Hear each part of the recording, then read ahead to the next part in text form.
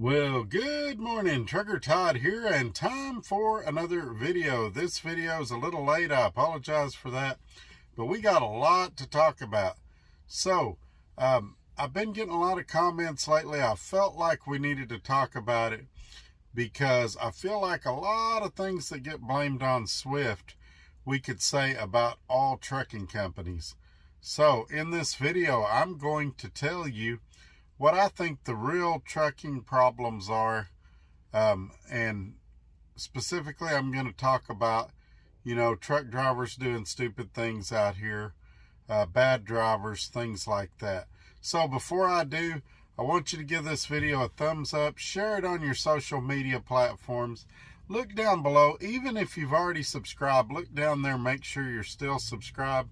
Sometimes YouTube will do weird things, unsubscribe people, things like that.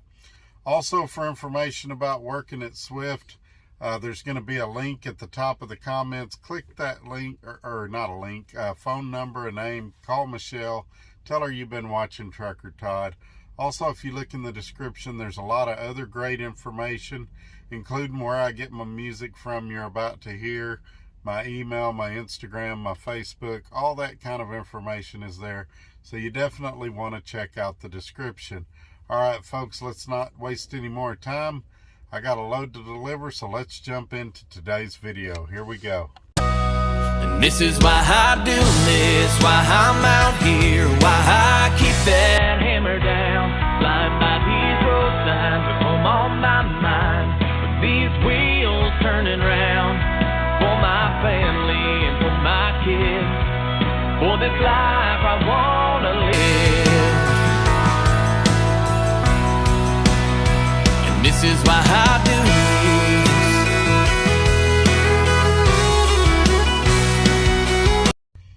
this. Alrighty, we're back.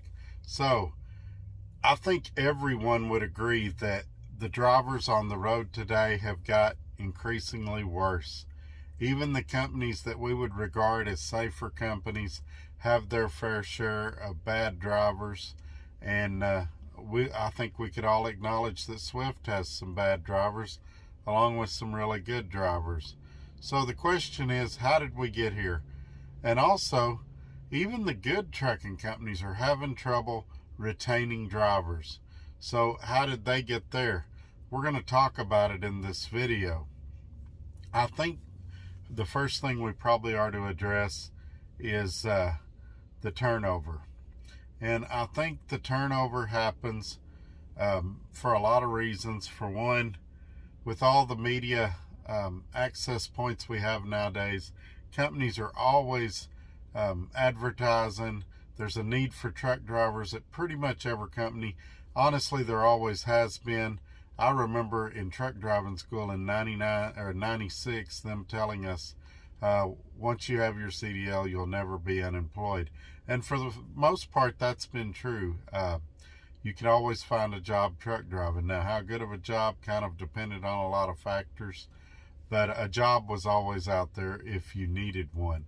So the reason I think that a lot of companies are having trouble retaining drivers is, well, in the big umbrella, let's call it, in the big umbrella, let's call it training. When you start a new company in the old days, it used to be a 3 to 4 day orientation, and they just packed your head full of information to where you were about ready to explode by the end of class.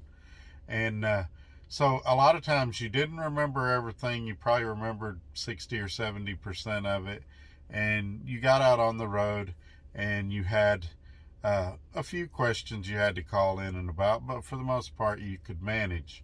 Now orientations are shortened down to 1 day, sometimes no orientation at all.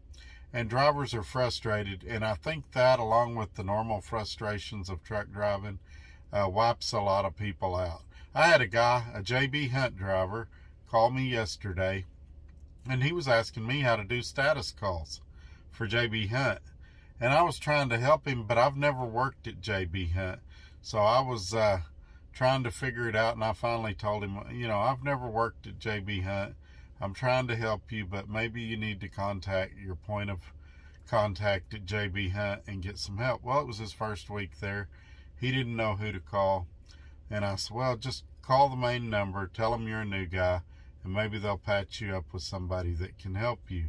But a lot of guys get overwhelmed and frustrated and quit, and I think that's why we see a lot of turnover in that first 90 days to 6 months of driving, is that, you know, they're like, screw this company, they're disorganized, they don't know what they're doing, I'm going to go somewhere else, and I'm going to find a company that will listen to me and that I know what's going on. And nobody wants to look silly out here. And so I think it's all of those things is a lot of why we have a big turnover in trucking. Now let's talk about another problem in trucking, and I think this is another reason we lose a lot of guys in trucking, and that is just training in general. You know, there's several parts to this. I'm going to try to keep it brief so that we can get done with it in our 10 to 15 minutes. But because of the need for additional truck drivers, a lot of companies have started looking overseas. And I don't have a problem with that per se, but we have to remember, if we're going to bring drivers here from overseas, their traffic laws are different over there. And they're going to need bare minimum the same training we give new guys here, and probably more training, because they're going to have to learn our traffic laws and our ways we do things here. If we think we're just going to bring them over here and let them use their same CDL they had over there, or we're going to bring them over here and train them for 6 weeks and turn them loose, we're begging for disasters. It's a safety hazard. And it's also not putting those guys on the first step to success. It's setting them up for failure. And so I think we've got to really, people from other countries, and it's not a racial thing and it's not a country thing. I don't care what country you're coming from. Even if you're coming from Canada or Mexico, there should be some additional training. Now, let's talk about you new guys, and we're going to have some more videos on you new guys. Up until recently, I didn't have a lot of students watching me. My demographic for this video was usually people from about 25 to 55, and most of them were experienced drivers. Now we're getting a lot of students. Hey Todd, I'm in school. I'd like to meet you, those type of things. So I'm going to do some videos here real soon that are geared towards the student, the guy in truck driving school, things like that. But let's talk about what the problems are there. We're seeing guys doing crazy things out here. Trucks are getting backed into, it seems like, more than ever at a larger rate. And so what's causing that?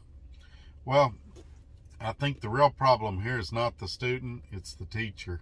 And what I mean by that, these companies have started these programs, and it hadn't been recently, they've been doing it as long as I've been driving, probably longer, where you get a trainer who may or may not be real experienced himself.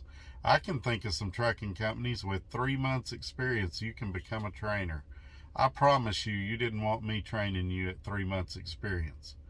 But let's say that's the case. Those guys don't know what they don't know. And then these trucking companies, and I'm not speaking about a specific one here, but there's a ton of them out there. I could probably name 2 dozen off the top of my head. Have the trainer and the trainee run the truck as a team operation. Now, that's problematic in and of itself.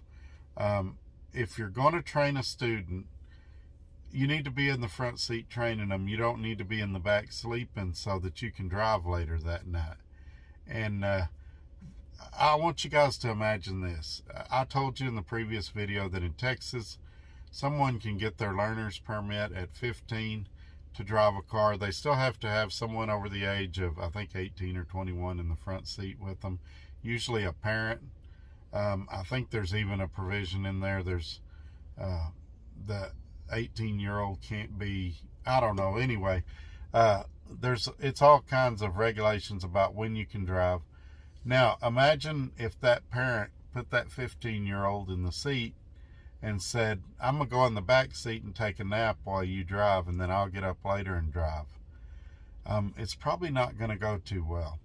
And these companies incentivize this, maybe unintentionally. Let's assume that they've got good intentions here, by saying to the trainer, we'll pay you for basically the team miles, what you and the student run together. And so the emphasis for the trainer is on getting those miles, making that money. It's not on the proper training of that student. Now, there's exceptions to every rule. I've told you guys in previous videos, the trainer I had was excellent. Couldn't have asked for a better one. But I think he's more of the exception than the rule. And so when you tell somebody, we're going to pay you by the miles, then they're going to focus on the miles. So, Todd, you've got all these criticisms. What's the solution? Well, I think the solution is we got to start paying our trainers different. Let's give them $400 or $500 a week, and let's let them stay in the front seat the whole time the student is driving. It's still a solo operation. The trainer would get the mileage that the student ran plus $400 or $500 a week, and it's a safer deal. He's up there to watch what's going on, and he can critique and mentor and train while the student's going down the road. And so I think that's what's going to happen. Now, why doesn't that happen? I'm no genius. Why hadn't these companies thought of this? Well, it's basically because of cost. It's already expensive to hire a driver. It costs companies usually around $7,000 to onboard a new driver. And then if you have to, a lot of them have tuition reimbursement for the student that went to school. And I don't know what a school costs now. When I went, it was somewhere around $3,000. Wouldn't surprise me at all if it's around $7,000 or $8,000 now. And people say that's too high. Maybe it is, maybe it isn't. I'm sure their insurance for students is astronomical. But that's part of the deal there, is that the company has a lot of money to recoup, and now you're telling them that you want them to go 6-8 weeks with additional training, additional expense for solo miles. Now, maybe in that we need to talk about increasing the length of training. Is 6 weeks long enough for a student to learn what they need to know to be safe and effective out here on their own? And honestly, I don't think it is. I call the first year of truck driving boot camp. It's by far going to be your hardest year of trucking, and it's stressful for the most part. A lot of companies treat you like dirt. They take advantage of you. But if you can survive that first year, it gets a lot better. Certainly, if you can get to the 3 to 5 year mark without any accidents or tickets, then a lot of doors open and the world is your oyster. But anyway, I need to wrap this video up. I'm sure it's going to generate a lot of questions. Look in the description. Feel free to email me, leave a comment below.